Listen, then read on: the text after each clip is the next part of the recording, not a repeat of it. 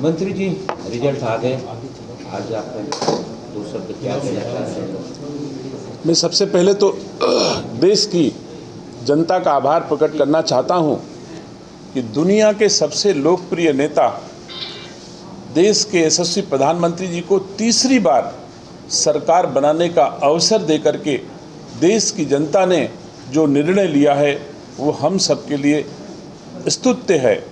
और मैं मानता हूं कि हमारे देश के यशस्वी प्रधानमंत्री जी इस तीसरे कार्यकाल में देश की जनता की और बेहतर सेवा, देश को और ताकत, देश को और ऊंचाइयां देने में कामयाब होंगे। इंडिया गठबंधन की जो बढ़त मिली है यूपी में, उसको लेकर क्या कहेंगे? निसंदेह इंडिया गठबंधन में और लोग भी हैं, लेकिन इंडिया गठबंधन का कोई योगदान उत्तर प्रदेश में जो भी बढ़त हासिल हुई है उसमें कांग्रेस का कोई रोल नहीं है, राहुल गांधी का कोई रोल नहीं है, प्रियंका गांधी का कोई रोल नहीं है, सोनिया गांधी का कोई रोल नहीं है। अगर रोल किसी का है तो समाजवादी पार्टी का राष्ट्रीय अध्यक्ष अखिलेश यादव जी का है। उन्होंने जैसे भी प्रयास करके अपनी ताकत को बढ़ाया, जनाधार को बढ़ाया, इसके लिए मैं समाजवादी पार्टी के राष्ट्रीय अध्यक्ष अखिलेश यादव जी को धन्यवाद देता हूँ, बधाई देता हूँ। लेकिन राहुल गांधी जी अगर अपनी पीठ थपथपाएं तो मैं कह सकता हूं कि राहुल गांधी जी जो कुछ भी हैं वो समाजवादी पार्टी की बदौलत है, अपनी बदौलत कुछ नहीं है। दिनेश सिंह से राहुल गांधी नहीं हारे हैं। मैं ये समझाना चाहता हूं देश की जनता को कि समाजवादी पार्टी को 2022 के विधानसभा के चुनाव में 3,99,000 वोट मिला था और 2024 के लोकसभा के परिणाम से 3,99,000 वोट अगर घटा दिए जाएं तो राहुल गांधी जी दिनेश सिंह से हार के गए हैं, जीत के नहीं गए हैं।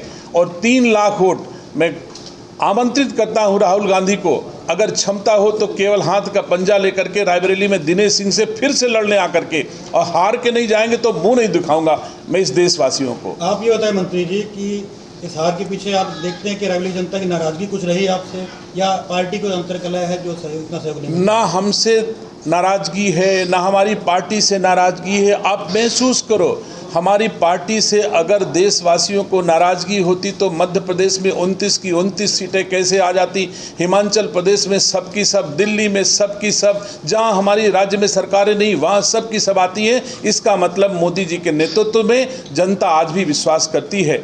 ये बात सही कि उत्तर प्रदेश के वातावरण में तीसरे चौथे चरण से कुछ भ्रम फैलाने में लोग कामयाब हो गए, जिसके चलते परिणाम प्रभावित हुए हैं। और मैं समझता हूं उत्तर प्रदेश में अभी 3 वर्ष योगी जी की सरकार है, देश में 5 वर्ष के लिए मोदी जी की सरकार है।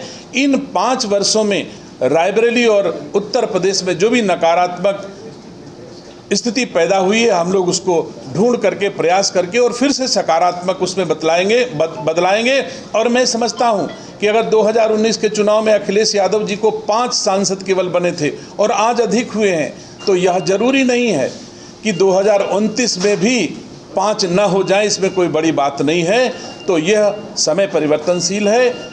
हम पार्टी आज की तारीख में दुनिया की सबसे बड़ी पार्टी और सबसे बड़े परिवार के सदस्य हैं। मुझे भरोसा है अपने नेतृत्व पर कि 2024 तक भारतीय जनता पार्टी उत्तर प्रदेश में फिर से उससे अधिक ताकत से उभर करके आएगी, इसमें कोई संदेह नहीं। मंत्री जी, आकलन करने पे क्या पता चला, क्या कमी रह गई? देखिए, जनता में कोई भी भ्रम पैदा किया जा सकता है, बहुत सारे भ्रम। कोई कहता है कि संविधान बचाने का दिन है, संविधान परिवर्तित हो जाएगा। मुझे दुख है कि संविधान परिवर्तन से जनता प्रभावित हुई, इस भ्रम को पैदा करने में। संविधान की किताब परिवर्तित कभी नहीं होती। हम भी वैधानिक रूप से विधानसभा में रहे हैं, आदरणीय अकेला जी भी विधानसभा में रहे हैं। जब भी कभी संविधान की धाराओं में परिवर्तन की आवश्यकता होती है, लोकसभा बहुमत से परिवर्तित करती है। 370 समाप्त होना ये भी तो उसी का हिस्सा है।